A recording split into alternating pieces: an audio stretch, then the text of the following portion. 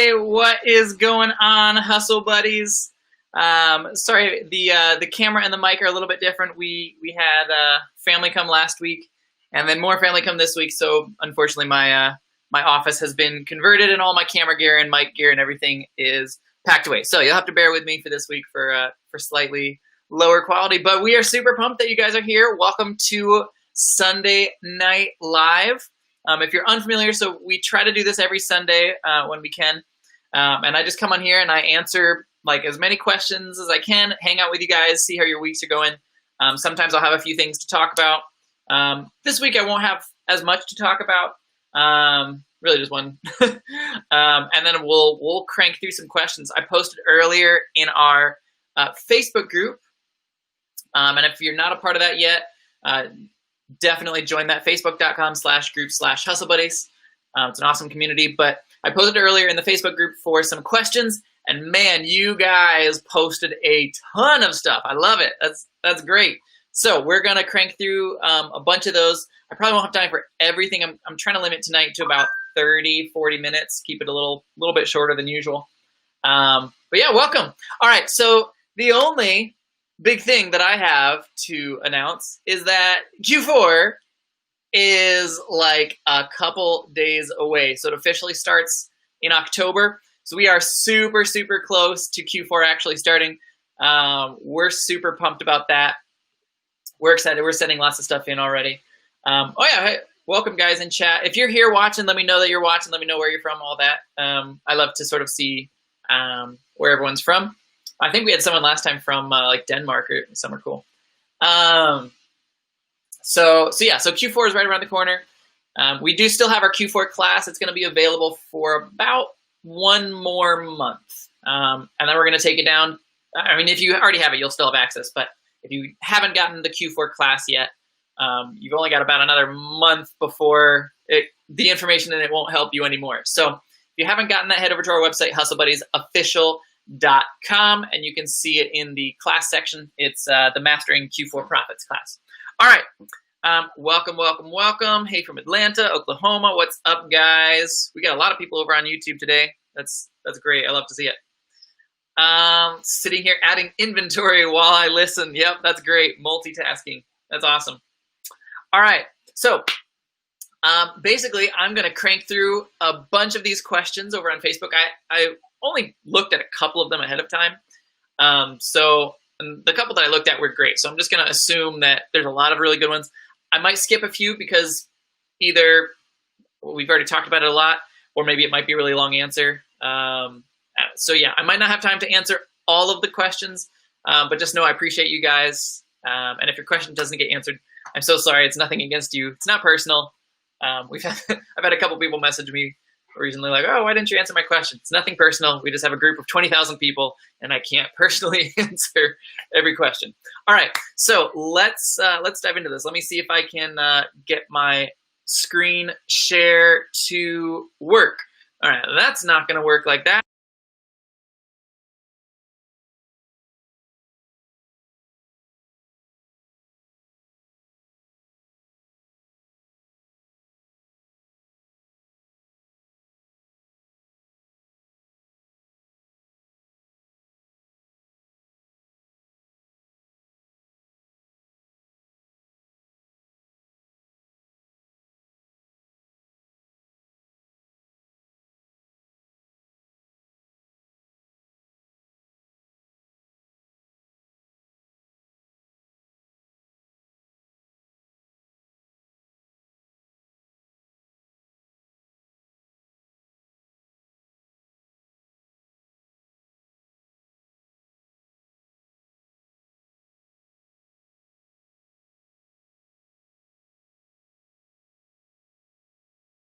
First, I would say, and a couple of people already answered this in the group, you shouldn't ever stop sending stuff. Stuff sells far after Q4 ends. People get gift cards, they return things and buy what they actually wanted, all of that stuff.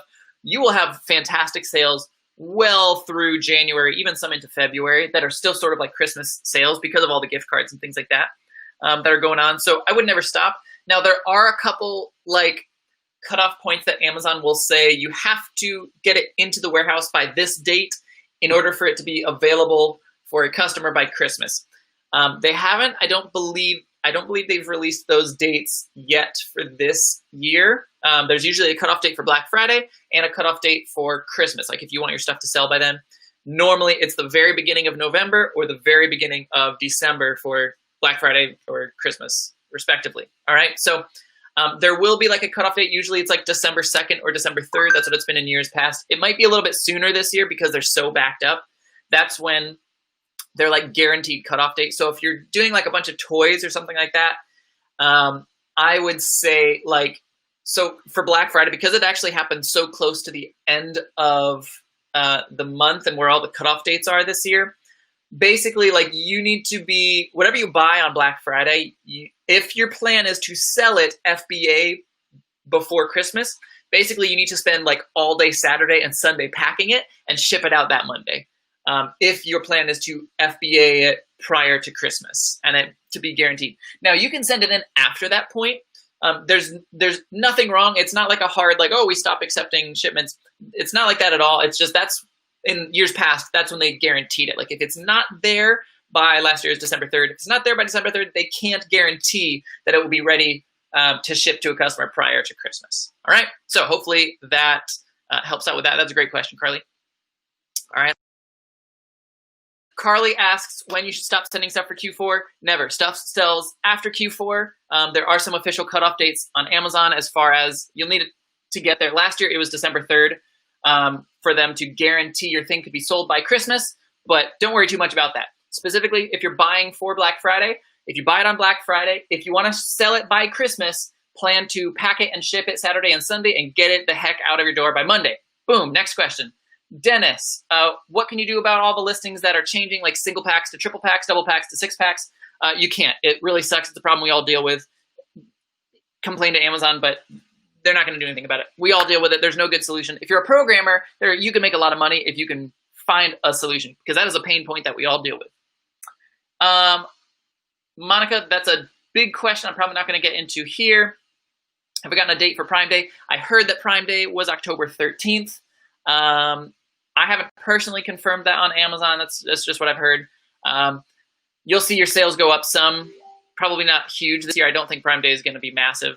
There hasn't really been a ton of advertising for customers this year, so I don't think it's going to be a huge event. I think your sales will increase maybe like 50%, maybe, but nothing to really like stress out about.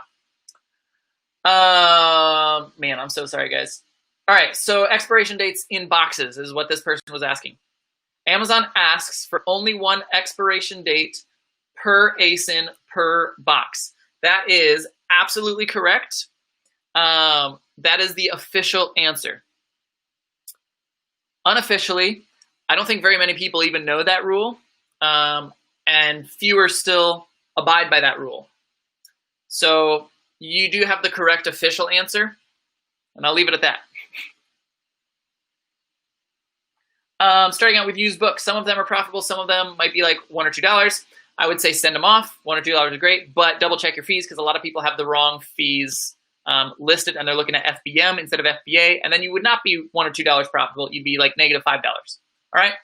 Ryan talks about the race to the bottom, selling bras. If I notice prices tanking, do I avoid those products or do I expect the price to bounce back? A little bit of both. I usually don't avoid things except for like Target or Walmart clearance toys where I see like 100 people jumping on the listing because it's clearance countrywide. I'll avoid that kind of a thing, but other stuff I'll go ahead. BuyBot Pro. I have used it. It's the same as everything else. There's nothing special or unique about it. There's a million tools that do this. I personally use Rev ROI. It does the same thing. I find Rev ROI to be a little bit better, but it's kind of personal preference. Not a big deal. Do you think you've made more money during Q4 from Target and Walmart or from places like Ross and Marshalls? I think Target and Walmart because you can get more bulk stuff. Ross and Marshalls, you can make good money, but you're selling onesies and twosies, which can be great if you're starting off. But when you're selling at my level, onesies and twosies are sort of hard to manage and work with. Jessica, if you don't see an expiration date on a grocery item, how do you deal with it?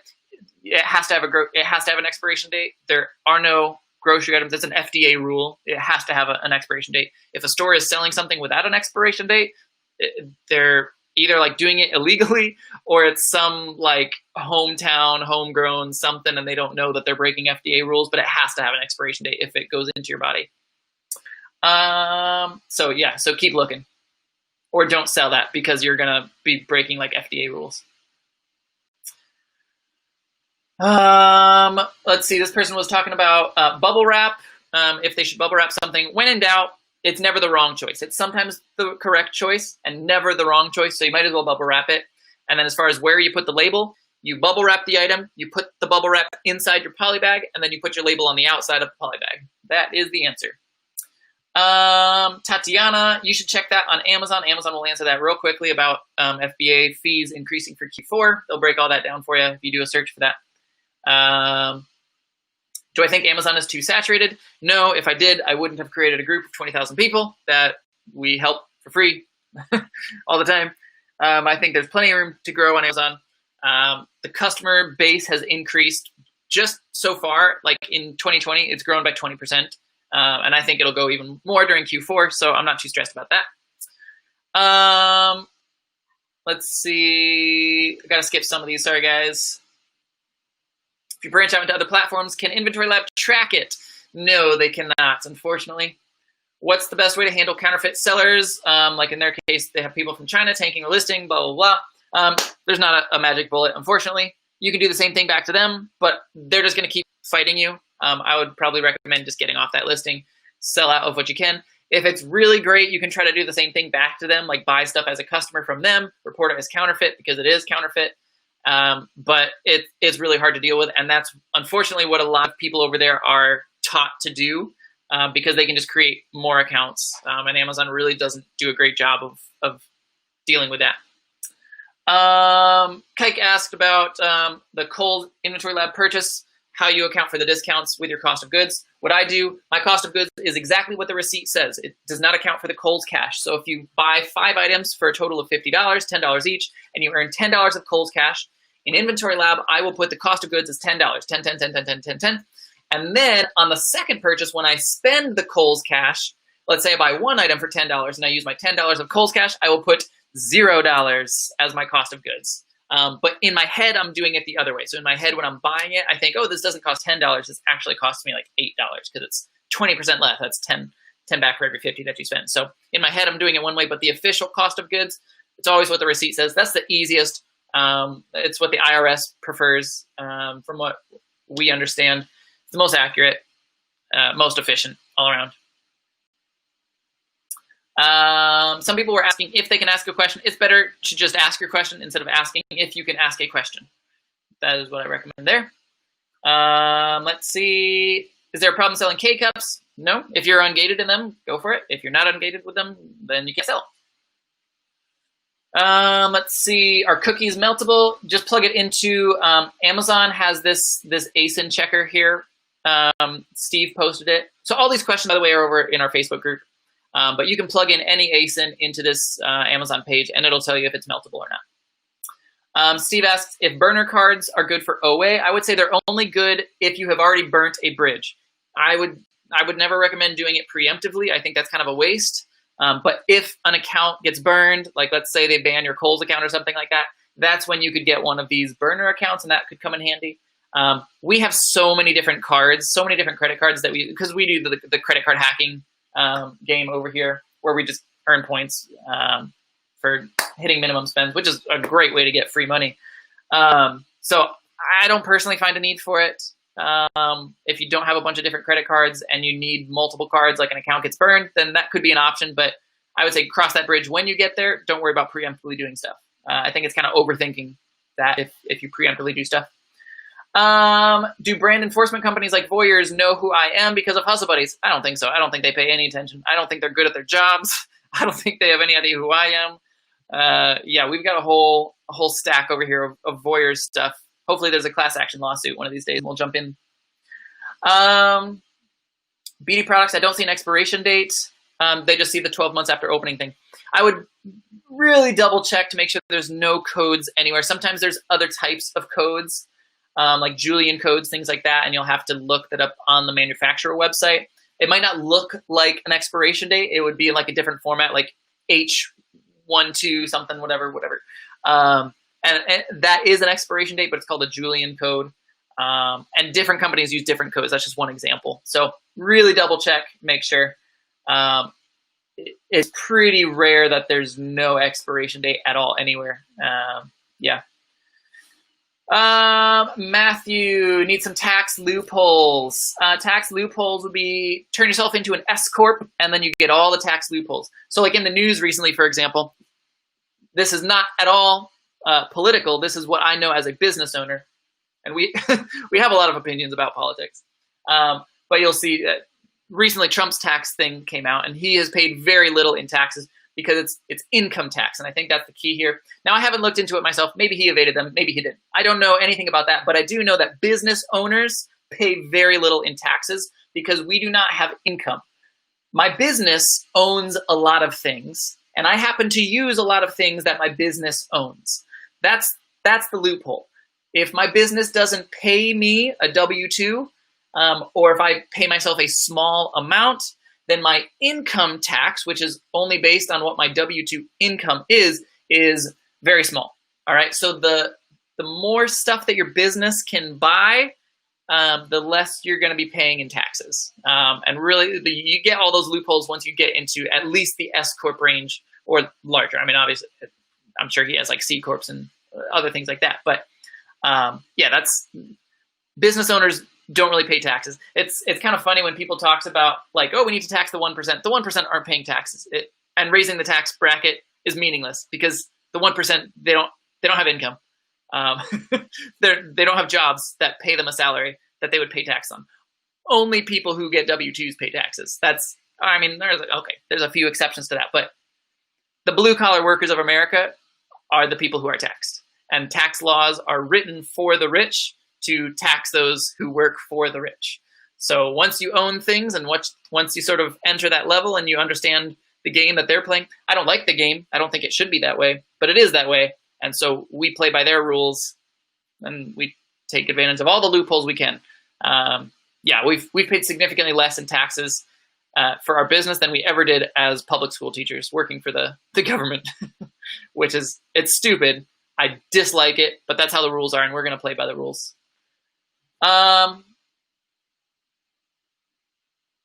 If you purchase an item online, do you ask for tax exempt when picking up? It's already paid for.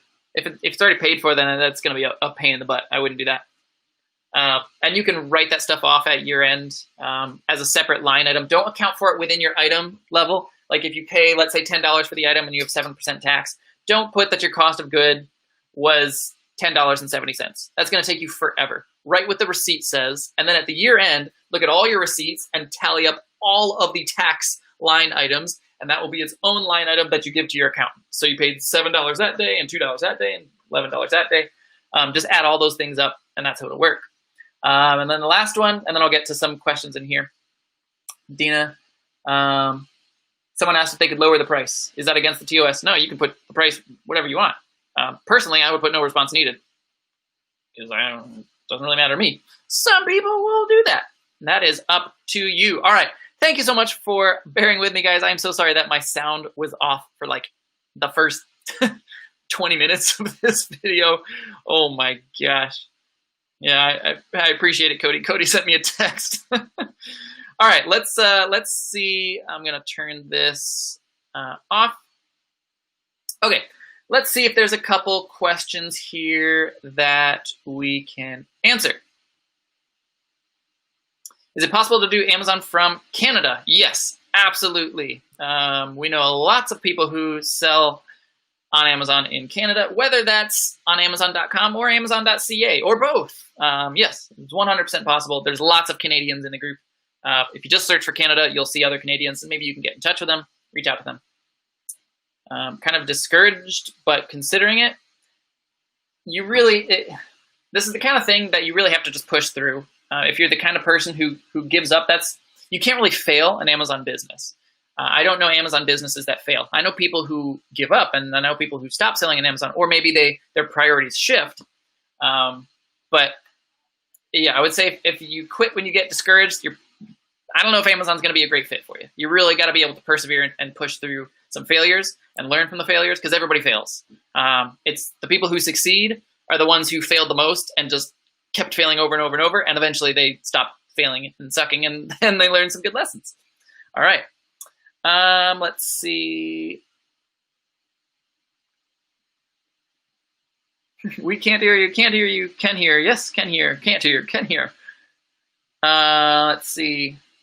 Top 3 things for beginners to focus on. Scan everything. Get really good at scanning. Figure out your budget. If you're starting with a small budget, figure out how to hustle your butt off and scrounge up more funds, whether that means getting free things from places, whether that means flipping like small things locally.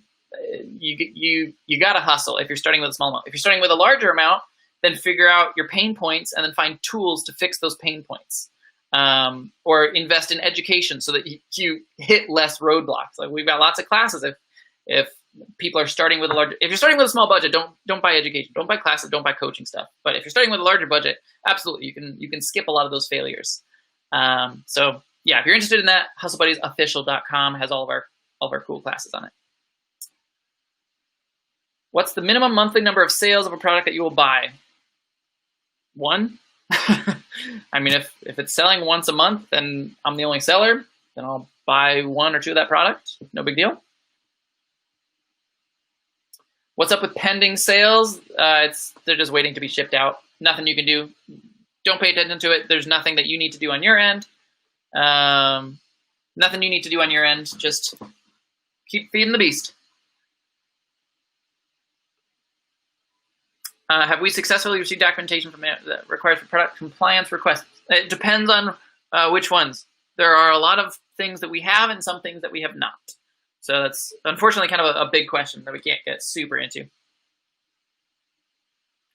What does it mean when your listing is suppressed? It means that it's suppressed. It's not active. It might say active in one screen, but if it's suppressed, a customer can't buy it. It's not actually active.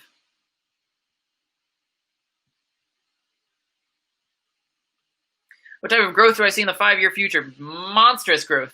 Just this year because of COVID. I mean, second quarter, I said this before, it grew by 40% in the second quarter. I would not be at all surprised if that doubled during this Q4. So that's like an 80%, maybe even 100% increase over last year. Like twice as many people bought. And I think now that people are buying more things online, people that never bought things online before are realizing how easy it is and how convenient it is to just get stuff shipped to your door instead of going to the store. So I think it's just going to continue to explode. Yeah.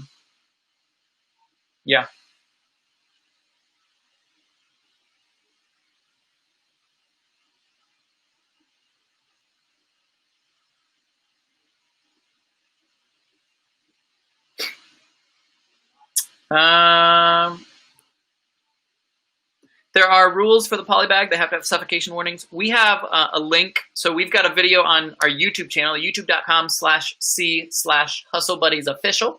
We have a link on our YouTube channel that is all of the tools that we use, including the polybags that we use. So check that out. And we've got a link to the polybags that we use, but clear polybag with a suffocation warning. That's the rules that you'll need there.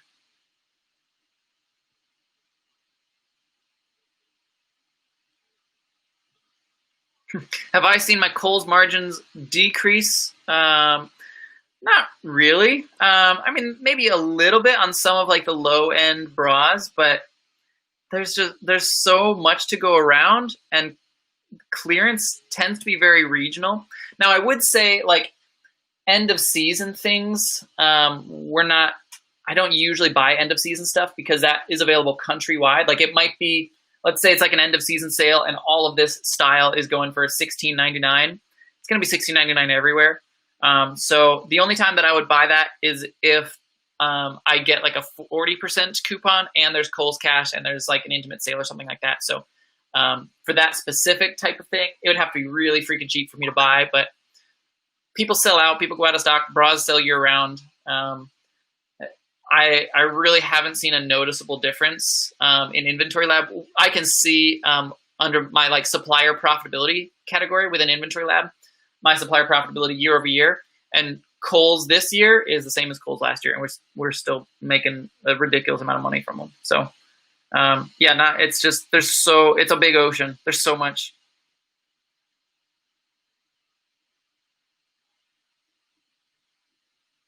What's going on with all the pricing alerts? It's Amazon being Amazon.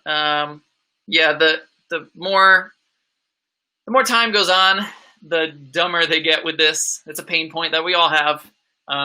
Lower your price by a penny, open support tickets, set your min and max. Do those 3 things. There's no magic bullet that fixes everything perfectly, but those 3 things will usually take care of most of them.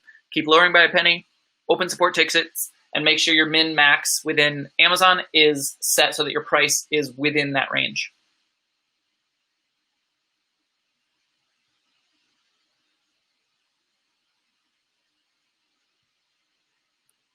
Do I do mostly OA or RA with Kohl's? Both. We do lots and lots of both. Any suggestions on finding an accountant? That's a great question. I think any accountant who's familiar with inventory-based businesses, they don't need to be familiar with e-commerce or Amazon or anything like that, because what we do, it's fairly rare. I know there's a lot of people in Hustle Buddies, but in the grand scheme of things, this is not a common job to have, especially when you're doing it like full-time, you're doing it at scale.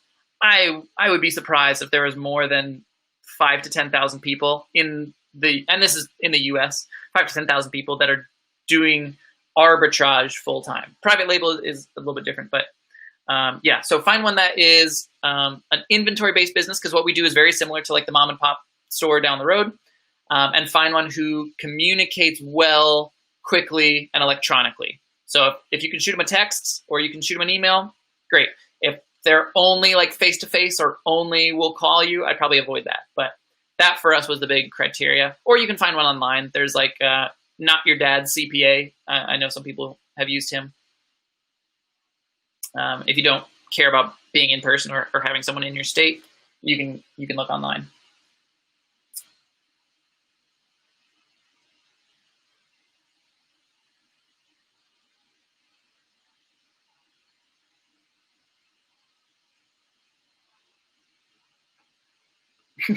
What do I consider a larger? That's super subjective. Oh, maybe you're talking about the classes.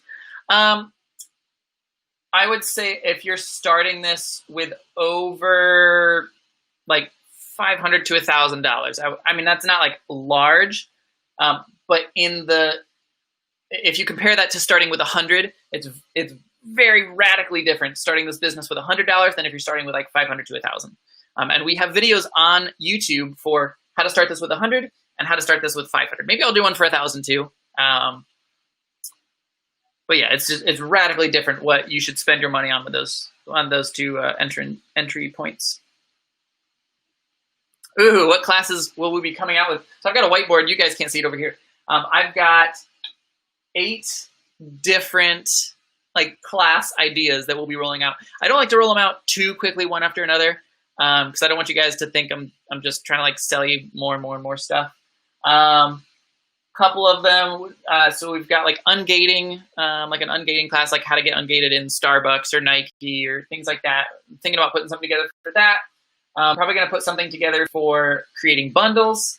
Probably going to do like an online arbitrage and OA specific masterclass.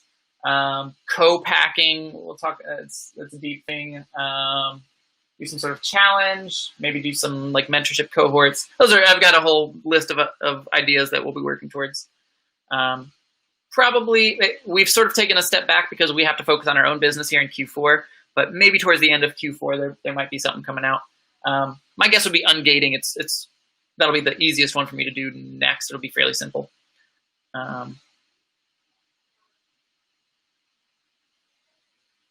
Oh, why do you have an unpaid invoice for something that was shipped FBA? So that would be a business customer. Nothing you have to do for that. It's on Amazon's end. It's useless information for you to know. It's a business customer that has like a net 30 terms with Amazon. So nothing you have to do. Don't worry about it. Don't think about it. How much do I think grocery sales have increased since the pandemic? I don't know, 1,000% maybe. It's insane what happened to groceries during the pandemic. It's been bonkers. I've never seen anything like this. Thoughts on selling a wide variety of stuff? I think that is very wise. I always tell people, go wide, don't go deep. If you buy one of 100 different items, you're going to learn 100 different lessons. If you buy 100 of one item, you're going to learn one lesson. Your one lesson might be a winner, might be a loser. I would rather have 80 winners and 20 losers and learn a bunch of different lessons. So definitely go wide if you're starting out. So this is a good one. How soon will I start seeing money appear in my bank account? That varies drastically. It's going to vary if you're doing FBA or FBM. You'll see money faster doing FBM. It's going to vary, like, is your stuff actually selling? Like, if you post stuff on Amazon and it doesn't sell, you're not going to see any money in your bank account. Let's say you're doing all FBA, you're not doing any FBM. The very first payout usually takes like 6 to 8 weeks. I would say the very beginning takes a long time because they hold a lot back just in case there's refunds, things like that. You can speed that up doing FBM. That will speed it up drastically, doing FBM and finding good selling items, but not everyone has time for that.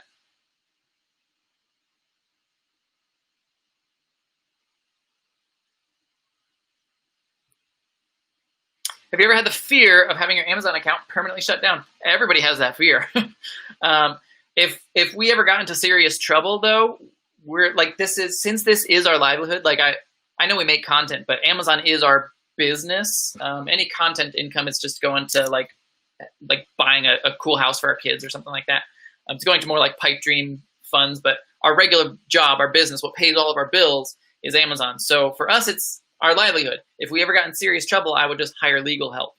And there's a solution to every problem. So am I afraid that I would never be allowed to sell on Amazon again? No, there's not a single situation where that could possibly ever happen with what I know.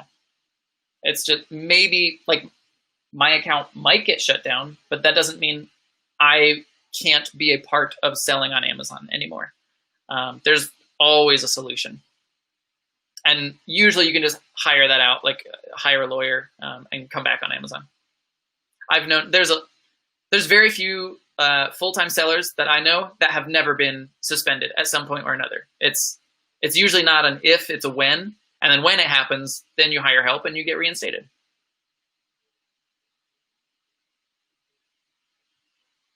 Kobe, this is a great question. So running out of like working capital when you're first starting because you're waiting 6 to 8 weeks. Yeah, I actually we have a lot of coaching students. We do coaching every Monday. If you're interested in that, it's on our website, hustlebuddiesofficial.com. But with them, we've talked to a lot of them about not spending their whole budget. Like, let's say you have $1,000 to spend. I wouldn't spend it all in a day or a week. I would stretch that out over like your payment period. So when you're first starting, if you're starting with $500, don't go to the store and spend $500. You probably don't know things. Go to the store, spend, I don't know, $50, and then go to the next day and spend $20, and then the next day and spend $70, and just keep doing little bit by little bit by little bit. It keeps your mind in the game. It keeps you thinking, because if you spend your whole budget and then you twiddle your thumbs for 8 weeks, you're going to stop. You're going to be like, well, this is stupid. I'm not going to do this anymore. You forget about it. You'll get lazy. It goes to the back burner. So spend a little bit. It'll help you learn significantly better. It's why we don't do school for 14 hours a day, 2 days a week. That isn't how your brains work. You have school every day, well, Monday through Friday, for shorter amounts of time. Or some countries, they do it year round, but they'll do it like 8 to 12 all year round, and they just won't do like big summer breaks. So your brain works better in small chunks.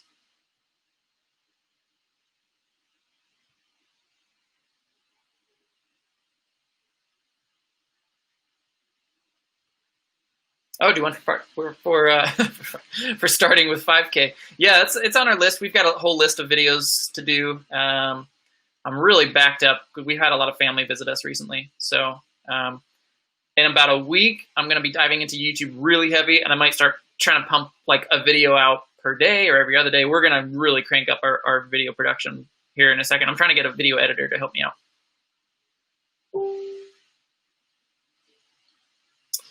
So for these like scanner recommendations, all of this is listed in our video on YouTube. It's tools we use. If you're on our Facebook, you can search for that. It's in like the files section. If you're on our YouTube, you can see it. It's in multiple playlists. It's on our channel. tools we use, and it has every tool and scanner and everything that we use. There's also like the one for specifically programs that we use. So like we're using Keepa and Inventory Lab and all these programs, but physical tools and programs are two different topics. Co-packing is basically hiring a company to pack food for you. It's sort of like private label for grocery items. That's conceptually how you can think about it. That's going to be a long ways off. That'll be sometime next year that we'll do a co-packing class.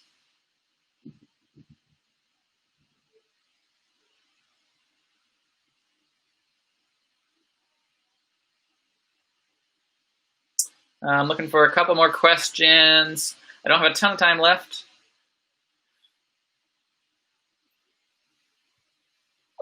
This person is asking if the email, if they're setting up a business account, can it be the same as your seller account? I wouldn't say that it can't be. I would just say there's no reason for it to be. I would keep those separate. It keeps things cleaner. I would recommend separating that. Yeah, I don't think that it can't be, as far as I'm aware. It just doesn't make sense for it to be. It's too simple to just make another email account. So, what are the best options for boxes for FBA? There is one place. This is a secret place. We haven't talked about this before. It's called the dumpster. That's the best place for boxes for FBA. It doesn't matter where your boxes come from. If you're doing this at scale, it helps to have uniform boxes. So like we get all of our boxes either from Lowe's or Home Depot. Some people like U-Haul. Those are the three places that basically everyone gets their FBA boxes from, is Lowe's, Home Depot, and U-Haul for FBA, because your box doesn't matter. It just gets thrown away. And when you're small, just get them from the dumpster because it doesn't matter. And they're free.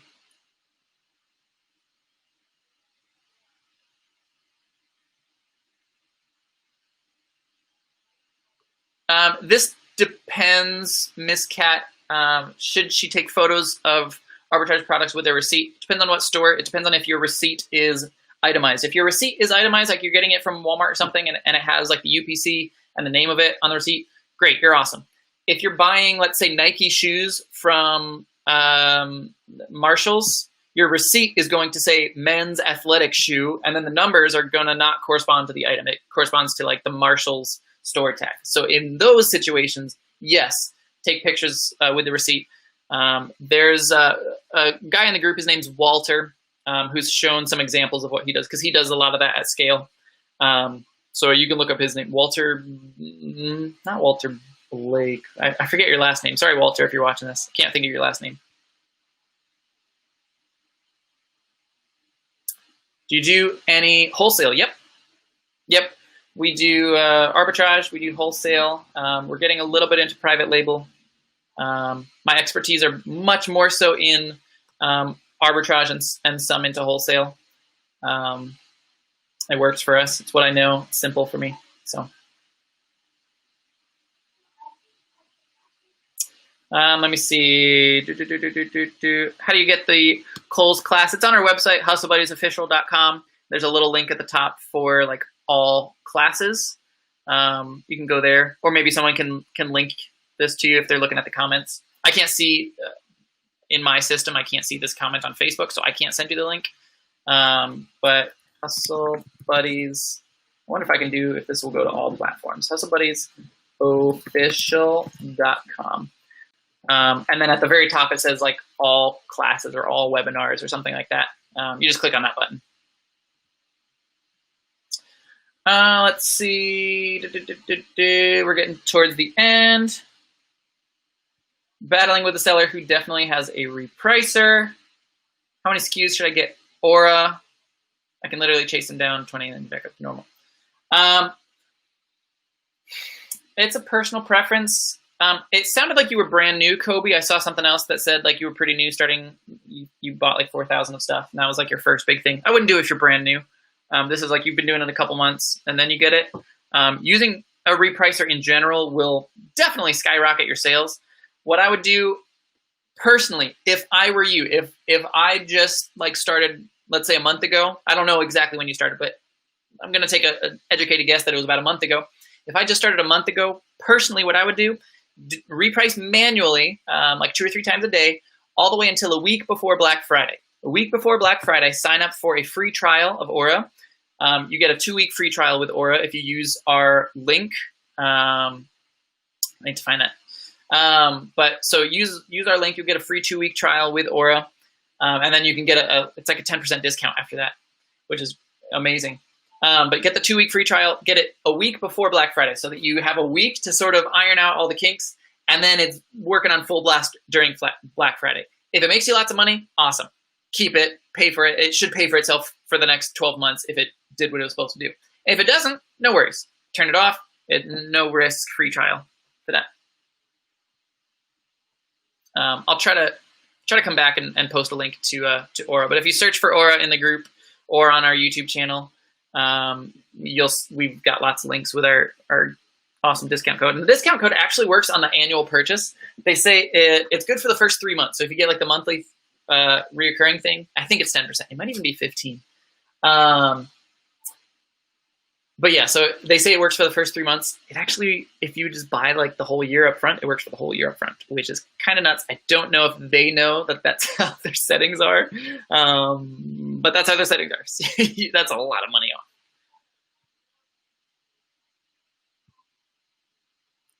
UPS, so they're asking about UPS pickups for free. Do a Google search for UPS Smart Pickups, and you can get free pickups from UPS. Even if they're not free, it's like $7 or something, or $10 to have them pick your stuff up. Definitely worth it. Let's see.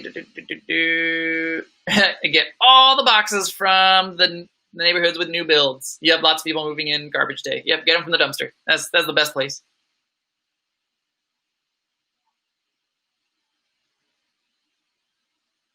This person's asking about Exceller lists, transferring books, and an issue. I don't know. We don't use Exceller lists. We use Inventory Lab. I find Inventory Lab.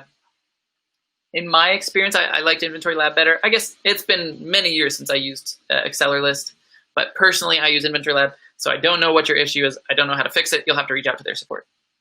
And I would probably recommend using Inventory Lab instead. New to FBA. Welcome, Sunrise, or Sunris. What I would recommend first, because I see this comment is on YouTube, join our Facebook group, facebook.com/groups/hustlebuddies.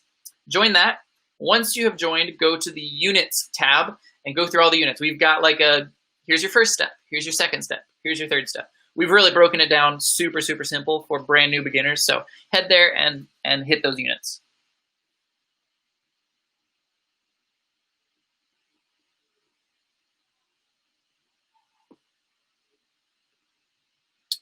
I'm waiting to get Inventory Lab around the same time I get Aura. No, Inventory Lab is like, I guess if you already spent your money and you're waiting for your money to come back, don't bother with it, because the key with Inventory Lab is it helps with the listing process. But Inventory Lab is like one of the first tools. We have a video on YouTube for the different programs that we use, like the different subscriptions and things like that. For us, Keepa and Inventory Lab, day one. Get those, unless you're starting with like a teeny tiny budget. But if you're starting with any sort of normal sized budget, Keepa and Inventory Lab are the two first tools that should be in your tool belt.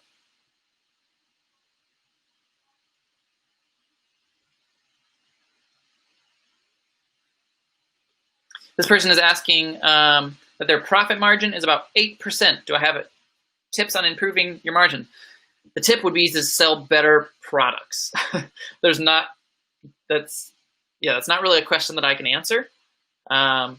If you're selling stuff that has, say, like 15% ROI when you're buying it, then you're making some profit, but you're not making a ton of profit. And also when you're just starting, know that your margin, you're about 8 weeks in, your margin is going to be tiny because you're paying for Inventory Lab, you're paying for Keepa, you're paying for all of these tools. You might have bought a printer, you might have bought polybags. A lot of those things are one-time purchases. So those initial startup costs, think of it like you're paying for Amazon College. And when you go to Amazon College, it costs a little bit of money. If you get a scholarship, you might be able to make some money back. But a lot of people don't make scholarships, and you sort of have to pay to play, especially at the start. But a lot of those beginner things are one-time costs, things like your printer and your polybags, tape, all of that stuff. So I wouldn't stress out too much if you've been in this 8 weeks. But I mean, if you're selling stuff that's kind of crappy, like you're getting like 10% ROI, 15% ROI, yeah, look for higher, look for 100% ROI. So in a perfect world, you find something for $10, you sell it for $30. Amazon takes $10 of fees, about a third. Your cost of goods was about a third, and you would profit about a third. So in a perfect world, 100% ROI would be 33% margin. In an absolute perfect world where there's nothing else accounted for. It's not a perfect world. I would say on average, most sellers that I know average between 15 to 30%. The larger you get, the smaller that tends to be. I do know some sellers who, one of our coaching students was talking to us, and they're doing the math correctly. They're making, I think it was like 40, I think they said 44% net profit, and they're selling about 70,000 per month. So they are making money hand over fist. They're making significantly more money than a lot of $1 million sellers that I know. I know a lot of $1 million sellers who are at like 8 to 10% margin. I think that's kind of silly if you grow that large and your margin's that small. You might as well stay small and figure out ways to keep your margin big, keep your overhead low. A couple more. These questions are great, guys.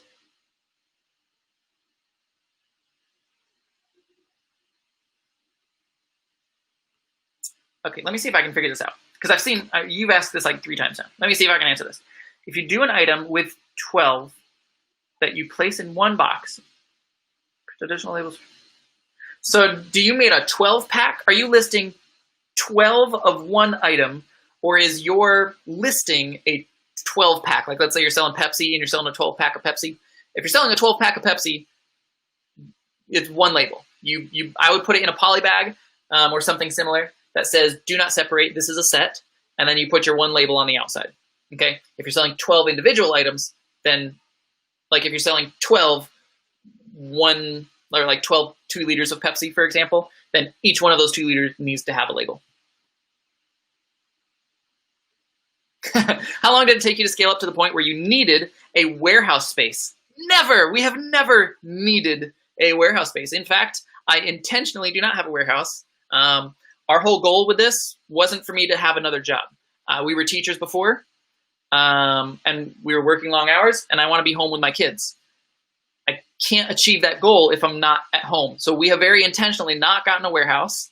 It keeps our overhead super low, keeps our margins super high, and it keeps me home with my kids. So I may be in my garage. There is some like overlap, like work and home space. There is some overlap, but that's the price that I'm willing to pay to be home all day, every day. So if my kid starts throwing up, my wife can yell like, hey, that kid's throwing up, and I can go run and help clean it up real fast. I couldn't do that if I was working at a warehouse.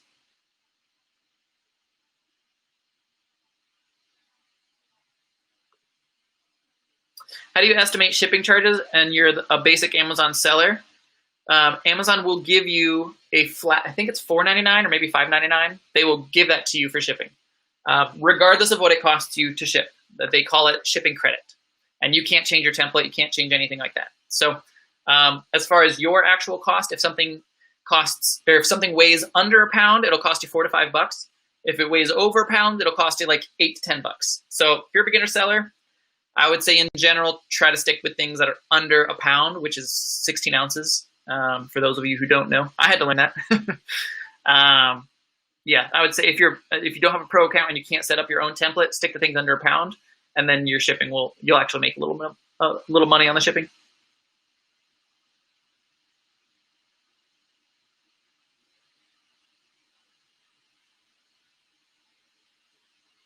Let's see. You can't, when you reprice, do it, change it in Inventory Lab or Seller Central. You can't reprice things in Inventory Lab. That's not how Inventory Lab functions. If you're doing it manually, it would be through Seller Central, or you get a repricer like Aura. We've done lots of videos about Aura if you want to look that up.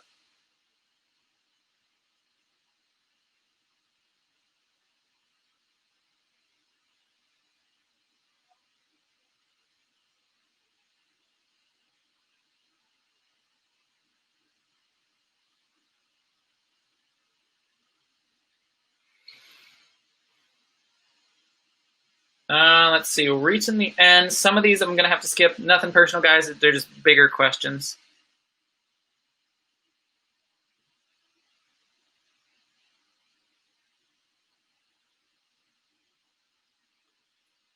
I think this person is asking about like the Hustle Buddies classes. Yes, you can rewatch them over and over again. They're recordings. They're all in like a class system. That's one thing I'm very good at is teaching. It's what we did before. I'm good at putting things together in easily understandable formats. And we break things down video by video. So especially like our most recent Q4 class, it's really broken down. So you can just search like, do you want to figure out PPC ads? Do you want to figure out what to do for Black Friday? Do you want to figure out that? It's all broken down by video, and you can go back and rewatch it as many times as you want, and you get lifetime access as long as our site exists. What is up? I can't see your name, but I'm rooting for you. You got this. We feel you. We've got 2 of our own, not 3, but it is overwhelming at the beginning. My best advice is just start doing it. Make some mistakes. It's okay to make some mistakes. Just do it little by little, and don't get like analysis paralysis. Don't try to learn everything. Learn enough so that you don't make like a mistake that'll get you kicked off Amazon. But once you have a base, just go to the store and scan some things and buy 1 or 2. Don't go really deep, but just start dabbling, start testing. You're gonna start making some mistakes. Your first buys are probably gonna be terrible buys. Yeah, but just make some mistakes and learn things little by little. How do you eat an elephant? 1 bite at a time. Same thing with Amazon.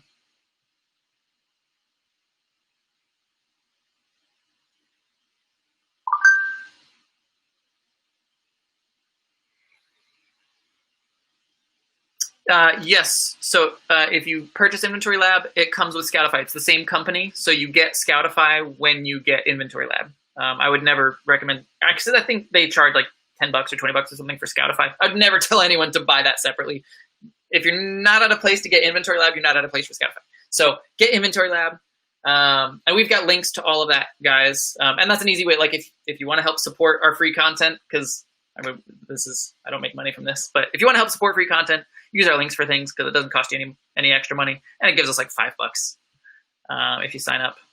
So let's see.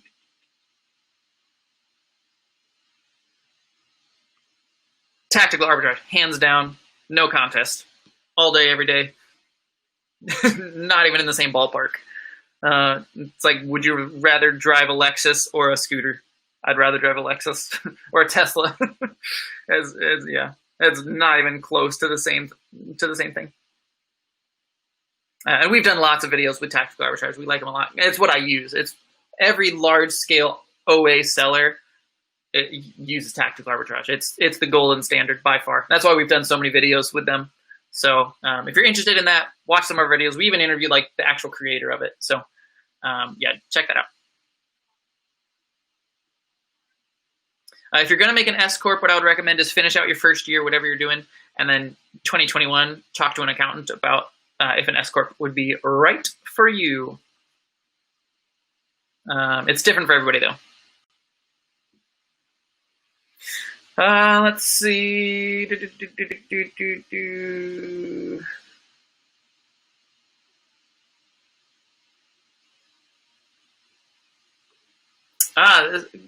Okay, good question. It's a little bit deeper.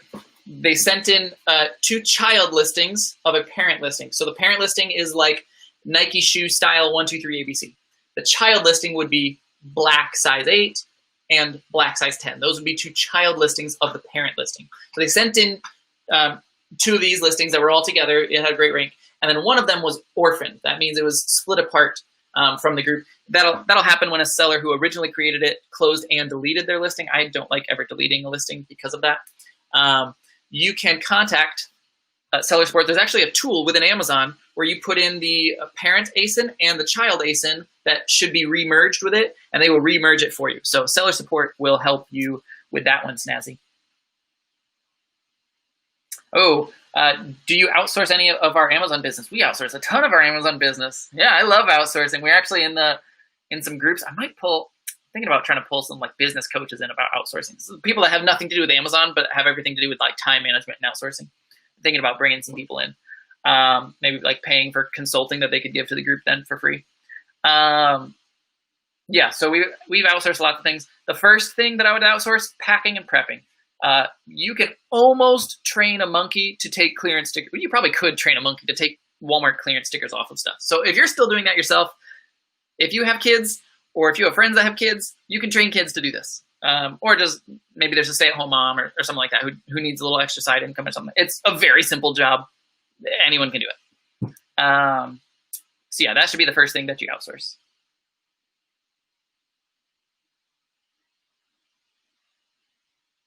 Yeah, correct. You wouldn't need a Scout IQ or anything like that because Scout FI comes with Inventory Lab for free.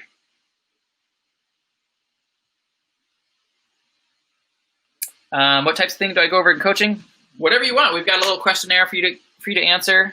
We do coaching calls every Monday. You can find it again. It's also on our website, hustlebuddiesofficial.com. But whatever you need, whatever you're stuck on, if you're new, we'll go over how to start. If you're doing $70,000 a month, we'll go over how to scale. So whatever it is you need, I've got a list of things. Like if people run out of questions, but usually people have like a whole list of issues and questions and things they want to pick my brain about. So usually we spend most of the time going through those questions. And then if we have time at the end, based on what they've been talking about, I will also give them ideas about things. But it's whatever you want. There's not really anything that's off limits as far as coaching calls. Let's see.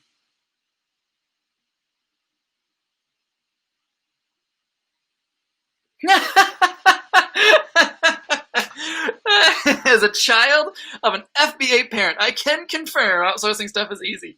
I happen to know who this strapping young person is, and we actually outsourced some stuff to them for a while.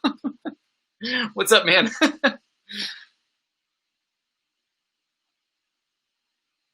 Yeah, I think this particular individual, we were paying them to use like tactical arbitrage for us for a while. And I know that they do a lot of like packing and prepping stuff. And that was all while they were in high school. Awesome. All right, I think that is all the questions. Thank you so much, guys, for coming to our Sunday Night Live. I'm going to pop off because we've got family here visiting the second week. So we appreciate you guys, as always. Thank you so much for joining. We love you all. Hopefully your sales are going to explode shortly. Get ready for Q4, and we will see you out there, everybody. All right? Hustle on.